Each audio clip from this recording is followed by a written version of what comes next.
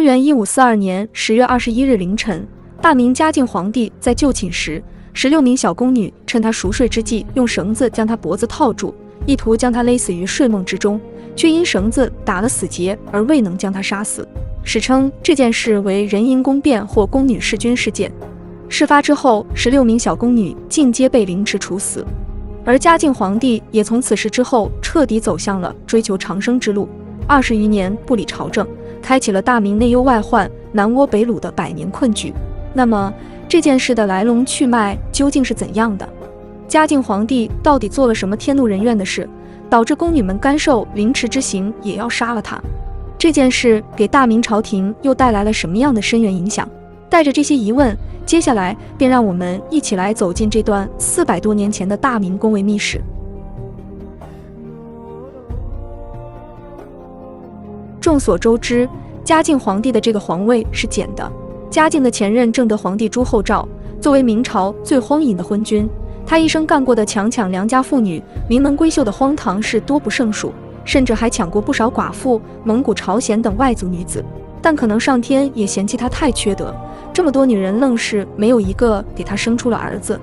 朱厚照最终在他斥巨资打造的豹房里暴毙了，留下一个无后的大明王朝。张太后决定按照兄终弟及的规定，从朱厚照的兄弟里找一个继承人，但朱厚照连个亲兄弟也没有，只好从藩王子嗣中找继承人。如此天大的幸事就砸在兴王世子朱厚总头上。继承皇位的次年，朱厚总改年号为嘉靖，是为明世宗嘉靖皇帝。由于嘉靖帝的皇位是从天上掉下来的，他本人没有受到任何当皇帝所需的政治训练，没受过训练也不要紧，皇帝的天然权威加上嘉靖自身的天资聪颖，足以让他驾驭这些大臣。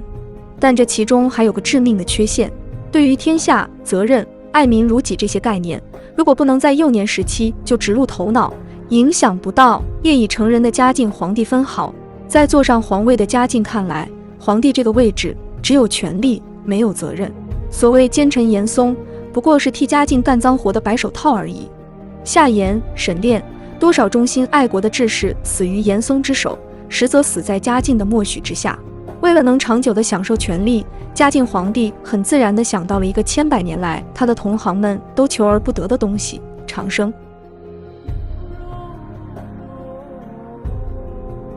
为了成仙和追求长生，嘉靖任用道士为他炼制长生不老神丹。炼制神丹时需要一味重要的药引，便是13、14岁的未经人事的少女精血，并且对处女精血的采集过程要求非常严格。按照炼药道士的说法是，为了保持精血的洁净，要求这些少女们在经期不能进食，只能吃桑叶和饮用露水。一群放今天看应该上初中的小女生，正是长身体的时候，却只能吃桑叶和露水，营养不良，来不了月经，就吃药硬生生催出来。据史料记载，嘉靖后宫的宫女数量高达上千人，绝大部分都是官府抢掠的民间少女。这些少女们一入宫门就和外界失去了联系，无生人乐，饮食起居皆不得自如。不仅如此，她们还要忍受各种可怕的折磨。沉迷修仙的嘉靖帝多疑暴烈，鞭杀宫女是家常便饭。李朝中宗实录中记载，若有微过，折加追处，因此殒命者多至200人。而整个宫中的宫女1000人，只因一个小小过失，嘉靖就能鞭杀1/5的宫女，可见其多么残暴恶劣。长期采补精血来炼丹，让这些13、14岁的少女们身心健康备受摧残，再加上又经常看到同伴的惨死，自己也时刻面临被嘉靖鞭杀的危险。在这种种非人的折磨下，他们终日惶恐不安。而就在这种每天提心吊胆的日子里，他们偶然间遇见了一次摆脱这种命运的绝佳机会。公元1542年10月21日夜，嘉靖帝来到一位曹姓妃子端妃所居的翊坤宫就寝。在侍奉端妃的宫女当中，有一个叫杨金英的。由于嘉靖帝长期加诸在自己身体和心灵上的伤害，杨金英早就对嘉靖恨之入骨。于是见到这样的天赐良机，杨金英当即决定要做点什么。杨金英联络了另外15名同样遭受摧残的宫女，商量说：“咱们下了手罢，强如死在他手里。”决定趁嘉靖帝熟睡之际将其勒死。众人一拍即合，随即扯下一块黄绫布搓成绳套，在嘉靖睡熟后一起上前去，将嘉靖死死按住，然后有人去掐嘉靖脖子。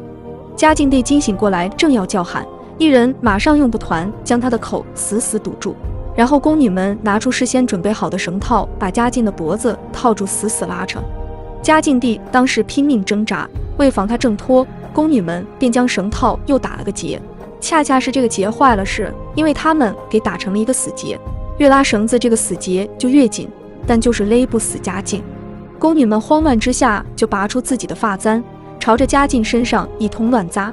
这时有个宫女害怕了，因为她见到皇帝乐不死，以为皇帝是真命天子，有大气运护身，于是这个宫女马上跑去找皇后，向皇后自首。皇后一听这群宫女要谋杀皇帝，大惊失色，马上带人赶往翊坤宫，将这帮宫女全数拿下，把濒死的嘉靖给抢了下来。嘉靖皇帝被及时从宫女们的手中抢下来后，却已经濒临气绝。后来有个御医冒死用药，服药7、8个小时后，嘉靖才口吐紫血数升，从鬼门关爬了回来。经过审讯，16名宫女对谋杀嘉靖的事实供认不讳，他们的供词也被当时的刑部主事张和收录进了其所著的《奏载》之中，流传了下来。之后，刑部会同锦衣卫将这16名少女押赴市曹，凌迟处死，同时他们的家属已都被牵连处决。值得一提的是，当初救下嘉靖的皇后姓方，在几年后一次宫殿失火的事件中，因为嘉靖下令不准去救，被活活烧死在宫中。而嘉靖见死不救的原因是，方皇后在宫女政变后，将那位曹端妃也列入同谋一并处死，没有证据表明曹端妃也参与了政变。方皇后此举可能是出于嫉妒端妃的受宠。然而无论如何，方皇后对嘉靖都是有救命之恩的，更何况又是他的结发妻子，能做事方皇后被活活烧死，嘉靖的生性凉薄可见一斑。讽刺的是，仁宁宫变后，嘉靖并没有心生悔意，反而变本加厉，沉迷于方术中不可自拔。他在嘉靖26年、31年、34年、43年又4次大选宫女，共计选入8至14岁的1080名女孩进宫。当然，严加防范下，没有再发生暗杀事件。仁宁宫变对国家的政治也产生了很大影响。嘉靖从此搬离大内，移居西苑永寿宫，再也没有搬回去过，